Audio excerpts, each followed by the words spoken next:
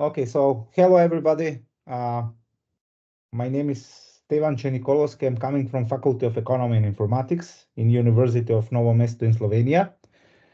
Within the intensive study program at Banja Luka College, I'm glad to present my topic entitled Chatting with Artificial Intelligence. How artificial intelligence learns to understand and talk back. Thank you very much to Svetlana, Professor Svetlana, and Professor Nenad and Professor Mirjana for inviting me to be part of this good event. So the outline of my presentation will be how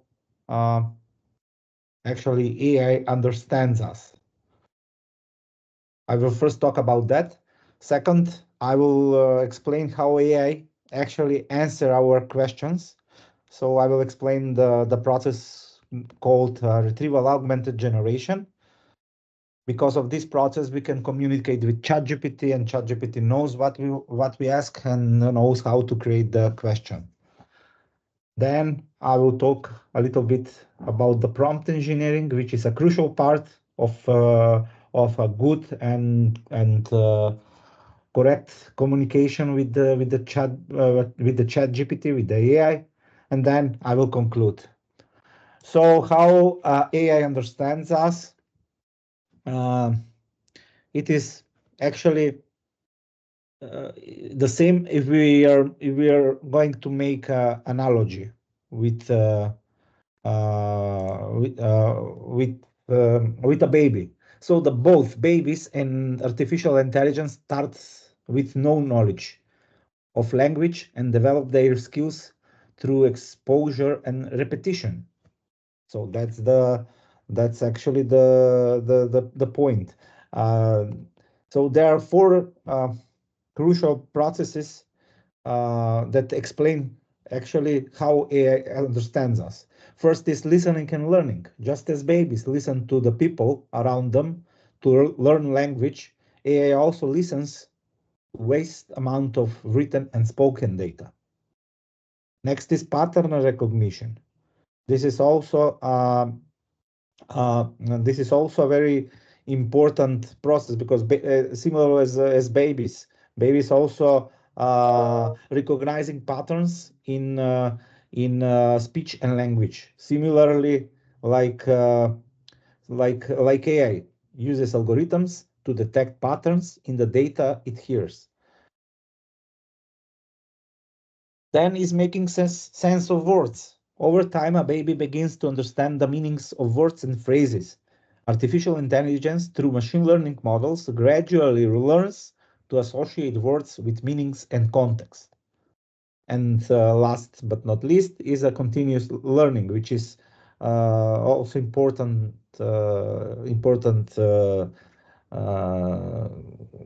part of the explanation how AI understands us. Just like babies improve their language skills as they grow by learning more words and grammar, artificial intelligence continuously improves its understanding as it processes more data.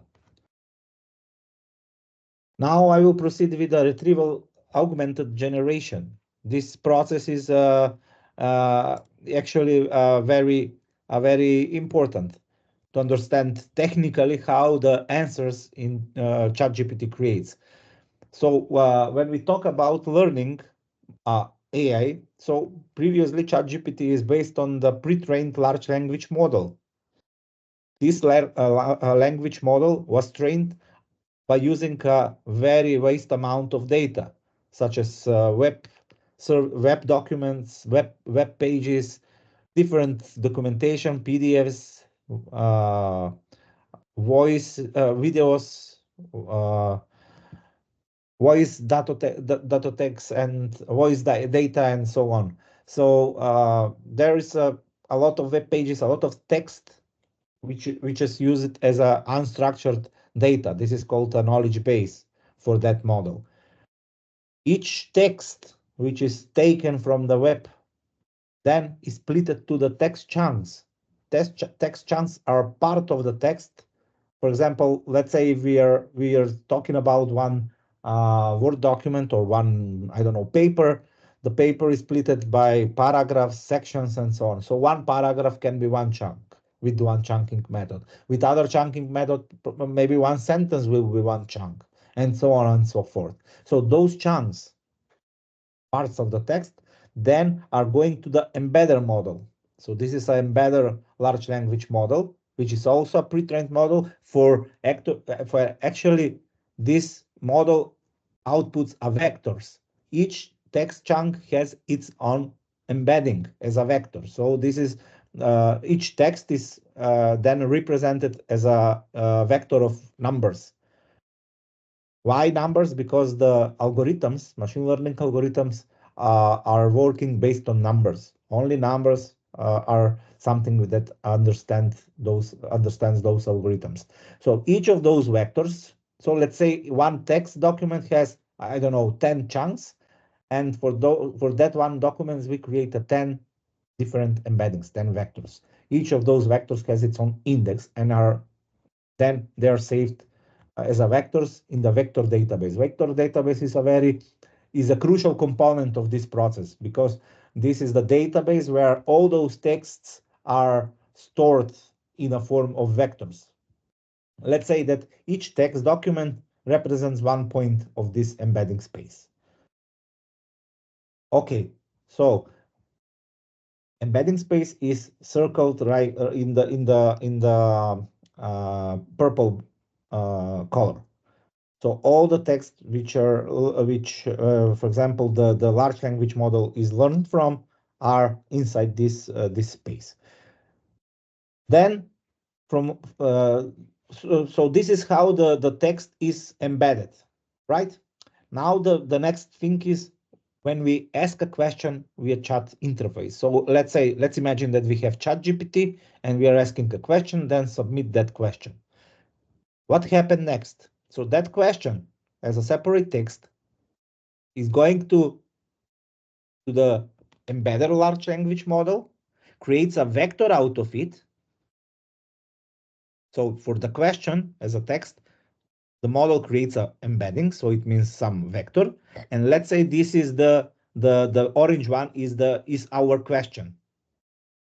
Then algorithm in the vector database, algorithm called approximate nearest neighbor search is looking for the closest points in the embedding space. So those are documents that are somehow related to the question that we are asked. So this is called a similarity search. And those, for example, here we have 6 green points. So those are the retrieved vectors, which are very similar, very close as a numbers to the question. And taking those questions, taking those actually nearest vectors, retrieved vectors, we are having a orange space of context. And those vectors, actually those texts of those green vectors, together with our questions, are augmenting, actually are generating a prompt, which looks like answer the query. The query is actually our question. Only use context, so those green texts, green chunks, to construct the answer. And this is the prompt, which is actually an input to the ChatGPT large language model that actually goes to this model and using this context for that question, generating an answer. So this is how actually ChatGPT working on behind. So the question answering is an artificial intelligence model a process called retrieval augmented generation. So first is a retrieval, augmentation, so creating this prompt, and generation of answer. That is why this is called RAG. Next, I'm going to focus on prompt engineering. So prompt engineering is a comprehensive discipline within artificial intelligence that involves the systematic design, refinement and optimization of prompts and knowledge of the underlying generative artificial intelligence systems. Prompt engineering is actually a crucial process because all of us will become somehow in the future having ChatGPT and artificial intelligence for usage for free.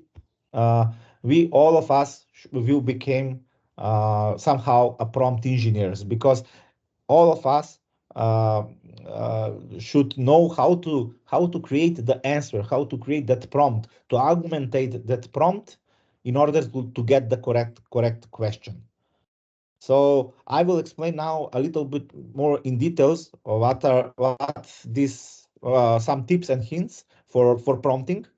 So there are actually 7 tips for prompting rules, I would say. First one is be descriptive. Then the second one is get rid of fluffy, unnecessary words when you ask something. Then third one is don't be afraid to role play. Fourth one is get your prompts in order.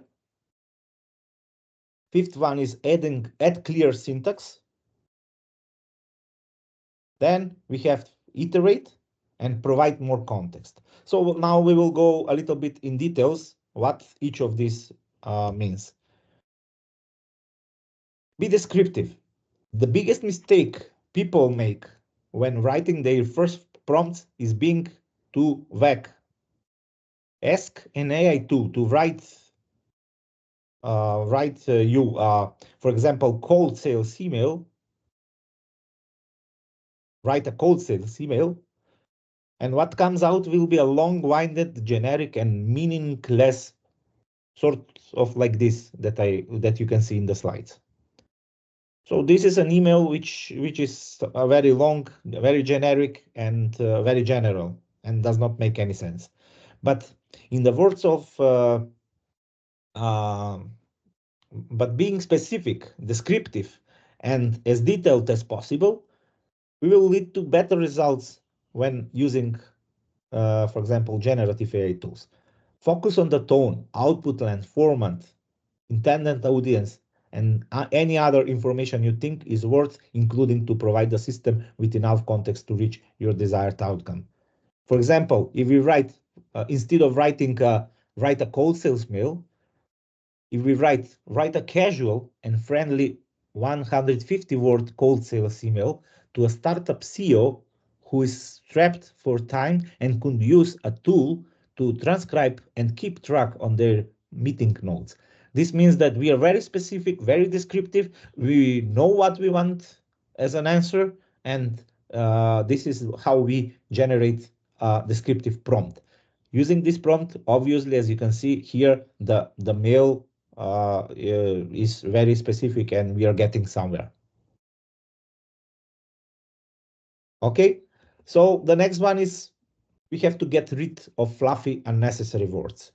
As much as you want to be descriptive, you don't want to go overboard when writing your prompts, because it could send an AI down with wrong path. So here is an example that I have adapted from OpenAI. Let's say you're a marketer creating a product description for a ceramic coffee filter, and you make a prompt like this: write a description for a ceramic coffee filter. Describe the product in three. The description for the product should be fairly short, a few sentences only, and not too much more. So the description for the product should be fairly short, a few sentences only, and not too much more. So this is very general. If we are creating a prompt by saying should be fairly short, few sentences only, and not too much more, we are fluffy and we are using a lot of unnecessary words. The description will be very decent, but anytime you generate a response, the description's number of sentences and sentence length will fluctuate. If you want the output to be more precise, change the second sentence that I already read 3 times. Describe this product in 3 sentences. So this means very specific prompt. Then you will get exactly that 3-sentence product description. as you can see now in the response. That might seem like a small change, but results can be widely different if you leave the language in your prompts up to interpretation. Ambiguous language, like in the example above, fairly short, a few sentences, and not too much more, opens AI up to endless possibilities. Removing adverbs, example fairly, adding constraints, example 3 sentences instead of a few sentences, and reducing ambiguity, example not too much, will make your output more precise and concise and conscious. Third thing is, don't be afraid to role play. Hey, get your mind out of the gutter. This is one of my favorite strategies, especially if you want to spice up your writing, like emails, blogs, social media posts, etc., or need help understanding a complex topic. When prompting ChatGPT or other large language models, give it a role and clarify the output instead of output's intended audience. This is incredibly helpful when I hear words or phrases in meetings I don't understand. For instance, if you are working, for example, in startup or in your organization, which is you're working with a I don't know, with some people which has a technical knowledge, but you're not a technically well educated, and you hear, for example, a lot of technical terms. Let's say, here is an example. Someone in your, I don't know, weekly meetings was talking about Python the other day. Probably you had no idea what that was. Maybe you assumed some type of programming language.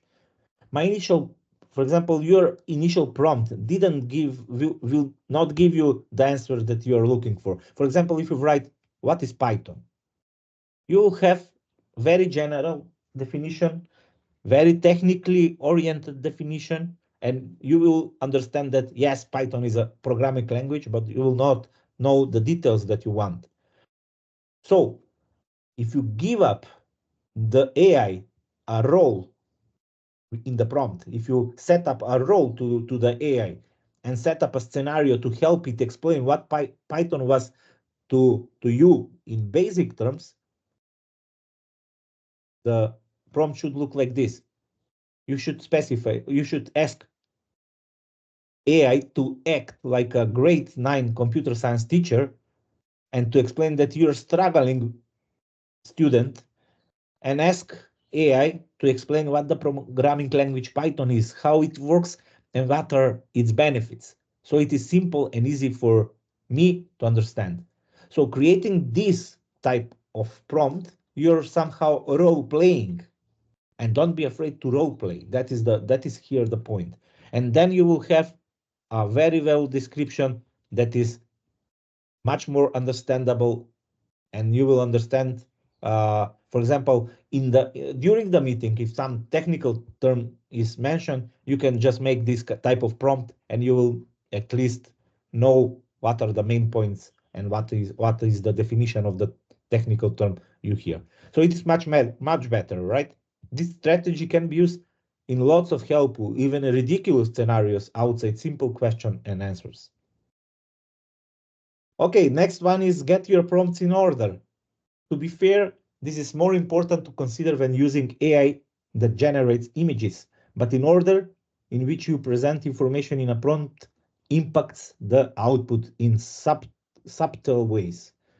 For instance, if you write a prompt, Maverick and Goose from Top Gun high-fiving while playing volleyball, so you're asking ChatGPT to generate a picture where Maverick and Goose from Top Gun high-fiving while playing volleyball, and you will get like this picture like this. It makes sense. But if you write, for example, Maverick from Top Gun and Goose having five while playing volleyball, you will have picture like this. So your prompts should be generated in a proper order. So the main entities, the main actors in your sentence, in your prompt, should be in a correct order. But so the order matters. Microsoft should suggest the following: telling the model the task you want it to do at the beginning of the prompt, before sharing additional contextual information or examples, to get higher quality output. So information which is very important for you, that you want some answers, you have to put it in the very beginning of the prompt. Then you can give every additional contextual information. That is a suggestion from Microsoft. And to prevent recency bias, which large language models can be susceptible to, try repeating instructions at the end of your prompt to emphasize the main task you want to be completed. Afterward, check the output and adjust it if necessary. Next thing is to add a clear syntax. Unlike AI tools that generate images like DALL-E and I don't know, Midjourney or Stable Diffusion, it is better to use clear syntax when you're creating your prompts instead of listing off a bunch of keywords. Use a proper punctuation, section markers, and headings, so it's easier for tools like ChatGPT to understand your prompt. Do this. For example, write a short, friendly, professional mail to CEO about our AI-powered note-taking. In the middle of the email, use 3 bullet points to demonstrate a key benefits of our product. Make each point applicable to people who are in sales, customer support, and HR roles. And this is a very nice and very proper prompt, very proper question. From the other side, write a professional email, office settings, CEO, sales, bullet points, pitching product. So this is something like a not clear syntax. Also we as a human, if we read this prompt, we won't be able to understand what is the context, what is based on what should the answer be created. So this is not recommended. So this is what means adding a clear syntax. Then we have iteration. Please do iterate. Chances are you won't get what you want on your first try. A lot of prompt engineering is a trial and error. You will need to write your prompt, see the results, and refine your prompt to get what you are requesting or picturing in your head. When I asked ChatGPT if it had any tips for refining prompts, it suggested the following: trying multiple prompt variations to identify which phrasing or approach yields the best results. Reviewing past conversation with the AI to identify successful and unsuccessful prompt strategies. Then asking follow-up questions to clarify, expand, or narrow down the AI's responses. Leveraging diverse perspectives from coworkers to further refine your prompts and adjust their clarity and focus. But truthfully, it is a lot of guesswork. Stay up to date with the best practices by reading message boards, newsletters, guides, and social media threads. So you have to iterate, you have to refine your prompts, you have to check the information you're getting in order to be sure that all the information you got from the AI are proper. So the ChatGPT is not giving facts. If we want to ask for some fact, for something which is already known, we are using Google.